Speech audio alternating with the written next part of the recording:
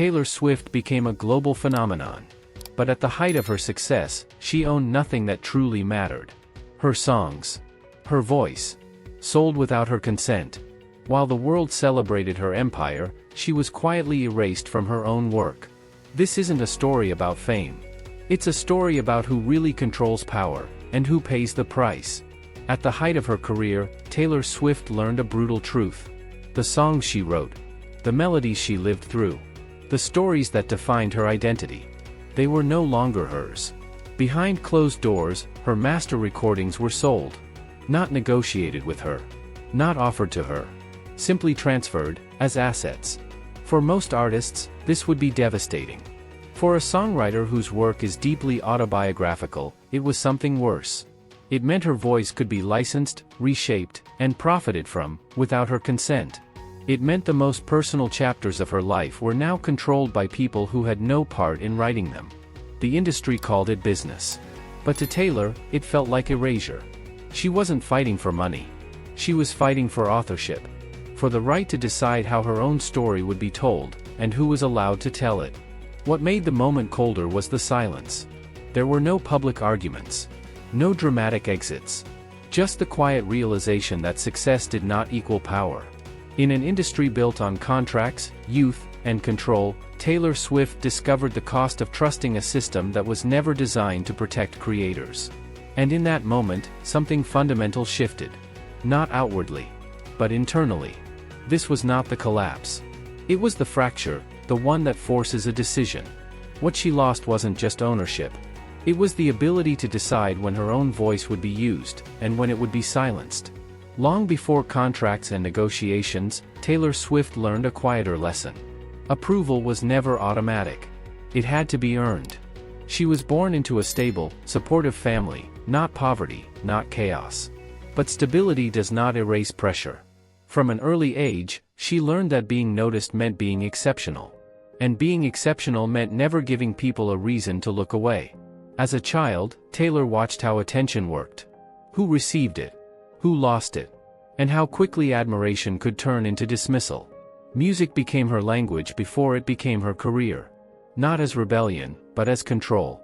Writing gave her something rare, the ability to decide how a story began, where it turned, and how it ended. While other children spoke freely, she refined. While others experimented, she edited. Each lyric was a way of making herself understandable and acceptable. Her parents believed in her talent. They invested time, resources, relocation. Not recklessly, but deliberately. Because even then, it was clear this was not a phase. It was an identity forming under observation. But belief came with expectations. And expectations come with conditions. Taylor learned to read rooms early. To sense what people wanted before they said it. To soften edges. To adjust tone. To stay likable. This instinct would later be called professionalism. But at its core, it was survival. In school, she was visible, and therefore vulnerable. Success made her noticeable. Difference made her a target. Being ambitious, articulate, and emotionally open carried a cost. She learned that confidence invited judgment. That emotion invited mockery. That being earnest was dangerous. So she adapted. She smiled when misunderstood. She stayed quiet when dismissed. She turned discomfort into composition. Music wasn't just expression. It was documentation. A way to preserve moments before they could be rewritten by someone else. By her teenage years, Taylor was already negotiating identity. Not with lawyers. But with peers, expectations, and invisible standards she never agreed to, yet had to meet. The industry would later tell her who she was allowed to be. But long before that, she had already learned the rules: be grateful. Be agreeable. Be successful, but never threatening. These lessons didn't break her. They trained her. They taught her patience, precision, and restraint. Most importantly, they taught her something that would echo decades later: if you don't protect your voice, someone else will decide how it's used. She didn't know yet how costly that truth would become. Only that control mattered, even when it was invisible. And that one day, losing it would hurt more than losing anything else. Taylor Swift entered the music industry early. Not with illusions, but with preparation. She didn't stumble into opportunity. She pursued it methodically. Songwriting sessions. Demo recordings. Meetings where adults spoke in numbers while she spoke in melodies. When her first contract came, it looked like validation. A doorway opening. A future taking shape. But early success often arrives with fine print. At that age, leverage is an illusion. Experience is limited. Authority belongs elsewhere. Decisions are made in rooms you're not invited into, yet. Taylor learned quickly that visibility did not equal control. She could write. She could perform. She could deliver results. But ownership was never part of the conversation. Her role was clear: create, adapt, be reliable. The system rewarded productivity, not authorship. Youth, not longevity. Momentum, not autonomy. And so she complied. She wrote relentlessly. She toured tirelessly. She learned to meet expectations before questioning them. The industry praised her discipline, her professionalism, her gratitude. Few noticed the imbalance. Fewer questioned it. Behind the scenes, contracts defined limits she didn't fully understand, because she wasn't expected to challenge them. She was expected to succeed within them. At first, this felt reasonable. Even necessary. Trust the process. Trust the people who know better. The cost of that trust would not be immediate. It would arrive later. Quietly. Legally. As her profile grew, so did the machinery around her. Teams expanded. Schedules tightened. Expectations multiplied. But authority did not follow success. It remained centralized, elsewhere. She was becoming powerful in the public eye, yet increasingly dependent behind closed doors.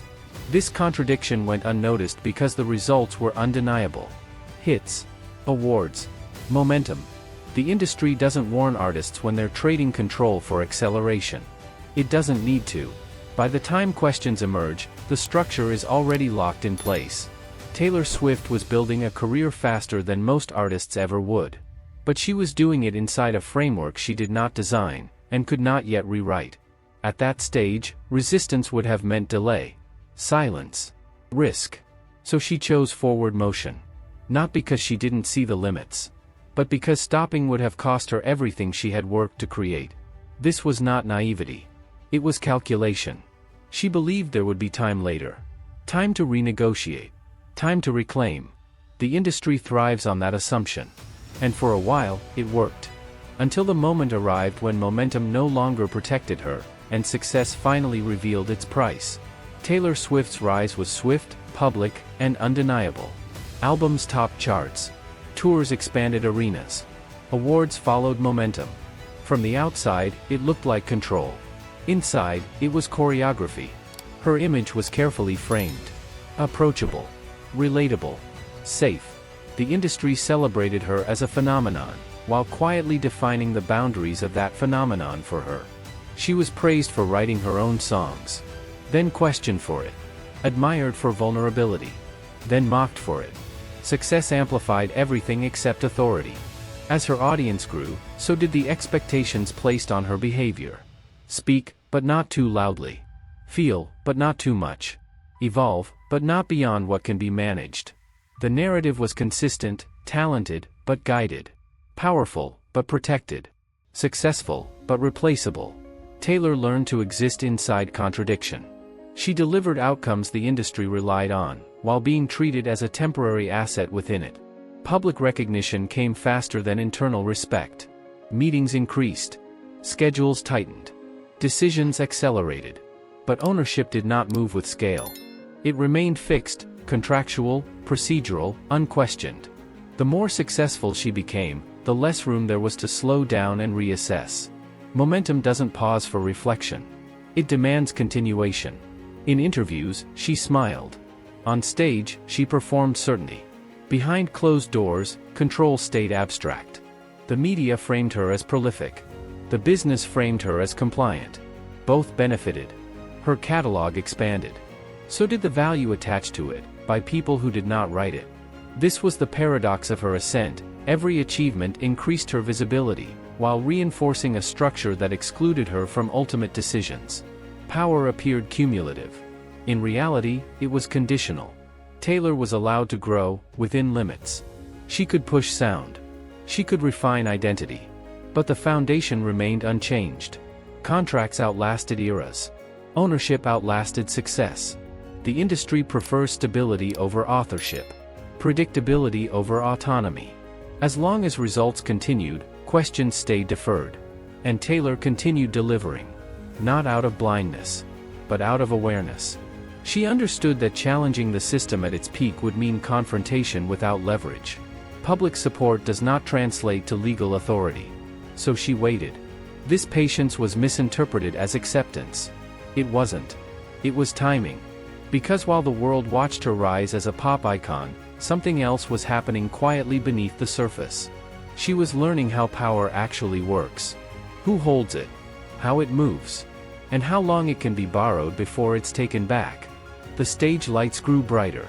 The applause grew louder. But the distance between fame and control remained unchanged. And that distance would soon become impossible to ignore. What Taylor didn't realize yet was this: the higher her career climbed, the more valuable her voice became, to everyone except herself. The moment did not arrive with drama. There were no confrontations. No warnings. It arrived as information. Taylor Swift learned that her master recordings, the original versions of the songs she wrote, recorded, and built her career on, had been sold. Not transferred. Not renegotiated. Sold. The transaction was legal. Efficient. Final. In the language of the industry, it was routine. In the reality of authorship, it was erasure. She was not offered control. She was not given a path to ownership. She was informed, after the fact. For an artist whose work was inseparable from her identity, this wasn't just a business outcome. It was a loss of agency. The industry often frames ownership as a technical detail. A clause. A precedent. But for creators, ownership determines who speaks, and who profits when they do. Taylor understood that distinction immediately. Her songs were now assets. Assets could be licensed, repackaged, monetized. They could be used in contexts she didn't choose. For narratives she didn't approve. By people who had never written a word. The system did not ask for her consent because it did not require it.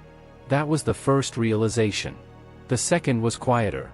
The silence that followed was not accidental. It was structural. In moments like these, the industry rarely responds with dialogue. It responds with patience, waiting for outrage to fade. Taylor did not explode publicly.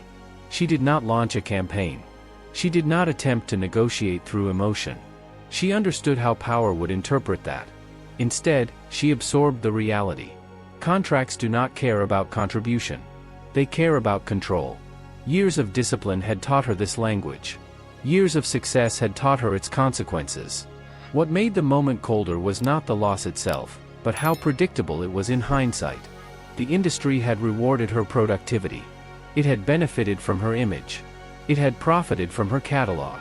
But it had never designed a structure where her authority matched her output. This wasn't personal. It was systemic. Creators are encouraged to believe that success leads to autonomy. That visibility earns respect. That longevity results in leverage. The system functions on the opposite assumption. Youth is flexible. Momentum is exploitable. Compliance is profitable. Taylor Swift had fulfilled every expectation placed on her. She had delivered consistency, scale, and cultural relevance. And still, the moment control mattered most, she had none. Public perception lagged behind reality. Fans debated. Media simplified. Headlines reduced complexity to conflict. But the core issue remained unchanged. This was not about revenge, or ego, or money. It was about authorship. About the right to decide how your own work lives in the world. Taylor did not lose her voice in a dramatic collapse. She lost it through procedure. That distinction matters. Because procedural loss is harder to fight. There is no villain to confront, only agreements to interpret. And agreements are protected by silence. For a period, Taylor said very little. Not because she lacked words. But because words would not restore control. The industry mistook this restraint for acceptance. It wasn't. It was analysis. She studied how power responded to compliance. How it dismissed protest. How it relied on time to neutralize resistance. She recognized a familiar pattern. The system expected her to move on. To release new work. To let the past remain owned by others. Most artists do. Not because they agree, but because they cannot afford to fight. Taylor could afford to wait. That difference changed everything. Still, the psychological cost was real. Knowing that your most personal work can be repurposed without you creates a specific kind of fracture. Not loud. Not visible. But constant. It alters how you create, how you trust, how you define safety. Taylor had built a career on transparency, on inviting listeners into emotional truth. Now, that truth could be extracted and used independently of her presence. She had become optional to her own catalog. That is the moment the industry rarely acknowledges. When creators realize they are no longer necessary to what they created. This is where many retreat, where bitterness replaces clarity, where silence becomes withdrawal. Taylor chose something else. She did not rush to reclaim the past. She did not ask permission to correct it. She began preparing for a future the system had not anticipated. Quietly, legally, deliberately. The betrayal did not harden her. It sharpened her. She understood now that power would never be granted. It would only be taken back, through structure, not confrontation. This was not the collapse the public expected. There were no visible ruins. Only a decision forming beneath the surface. A decision that would later redefine ownership, not just for her, but for anyone paying attention. Taylor Swift did not respond with outrage. She responded with strategy. There was no public countdown. No immediate declaration. No attempt to reverse what had already been finalized. She understood something the system relied on: most resistance is emotional. And emotional resistance is predictable. Instead, she asked a different question. Not who took control, but how control could be rebuilt. The answer wasn't symbolic. It was technical. Contracts define ownership. But they also define possibility. Taylor realized she could not retrieve the past as it existed. But she could change what the past meant. Re-recording was not nostalgia. It was reconstruction. By recreating her albums, she wasn't chasing memory. She was altering the legal reality around it. New recordings meant new masters. New masters meant new authority. This wasn't rebellion. It was compliance, redirected. The decision required patience, precision, endurance. There would be no shortcuts. No emotional release. Only process. She revisited work written years earlier, not to relive it, but to reclaim its function. Each track became a statement of intent. Not louder. Clearer. The industry initially underestimated the move. It assumed fatigue, disinterest, limited impact. It misunderstood scale. Taylor did not ask listeners to take sides. She gave them an option. And when given a choice between authenticity and convenience, audiences noticed. What followed wasn't confrontation. It was migration. Streams shifted. Licensing preferences changed. Cultural weight moved quietly, but decisively. The system had not anticipated collective participation in structural change. This was not about revenge. It was about alignment. Taylor aligned legal structure with creative truth. She aligned audience loyalty with authorship. In doing so, she exposed a flaw the industry prefers to keep hidden: ownership is only powerful if people accept it. By rebuilding her catalog on her terms, she removed dependence from the equation. She didn't need permission. She didn't need apology. She needed time. And time, applied correctly, became leverage. This was the turning point. Not because it was dramatic, but because it was irreversible. Once power is reconstructed, it doesn't announce itself. It simply stops being questioned. Taylor Swift's decision did not disrupt the industry overnight. It did something quieter, and more permanent. It changed expectations. By re-recording her catalog, she demonstrated that ownership was not theoretical. It was actionable. For the first time in a mainstream context, audiences were asked to consider which version of a song they were supporting, and why. This shift was subtle but consequential. Young artists began asking different questions. Not just about fame or reach, but about control, duration, and rights. Labels took notice. Not publicly. Internally. Because precedent is dangerous. It forces adaptation without permission. Taylor's actions did not dismantle the system. They revealed its dependencies. The industry depends on predictability. On artists moving forward instead of looking back. On contracts being final rather than revisited. By doing the opposite, carefully and legally, she exposed how fragile those assumptions were. This wasn't activism. It was architecture. She didn't challenge power with ideology. She challenged it with structure. In doing so, she expanded the definition of success. Success was no longer just scale or longevity. It included authorship. This recalibration mattered. Because many creators do not lose control through conflict. They lose it through acceleration. Taylor's case offered an alternative model: slow down. Read. Decide. The impact extended beyond music. Writers, filmmakers, and digital creators began referencing ownership earlier in their careers. Not as an afterthought, but as a foundation. Taylor did not present herself as a spokesperson. She did not claim victory. She continued working. That restraint reinforced the shift. Power that needs to be announced often isn't stable. Power that is built quietly tends to last. The legacy wasn't in the numbers, though the numbers followed. It was in the normalization of choice. Choice over silence. Structure over assumption. Agency over convenience. Taylor Swift did not change the industry by fighting it. She changed it by making an alternative unavoidable. That is how systems evolve. Not when they are attacked, but when they are outgrown. Taylor Swift's story was never about losing control. It was about recognizing when control had already been taken, quietly, legally, and permanently. She did not become powerful by confronting the system. She became powerful by understanding it. Her response wasn't louder music. It wasn't public outrage. It wasn't a demand for sympathy. It was a redesign. She accepted that the past could not be retrieved in its original form. So she changed what the past represented. That distinction matters. Because most people don't lose their voice all at once. They lose it gradually, through contracts they don't read, roles they don't question, expectations they don't choose. Taylor's decision wasn't about reclaiming songs. It was about reclaiming authorship. And authorship is not exclusive to artists. It belongs to anyone who has ever felt replaceable inside their own work. Anyone who has watched their effort benefit a structure that never planned to protect them. Her story offers no easy formula. Only a reminder. Power rarely arrives with permission. It appears when clarity meets patience, and structure replaces hope. Taylor Swift didn't ask to be heard again. She made sure she couldn't be ignored. So before the world decides how your story is told, ask yourself one question. So what's your story?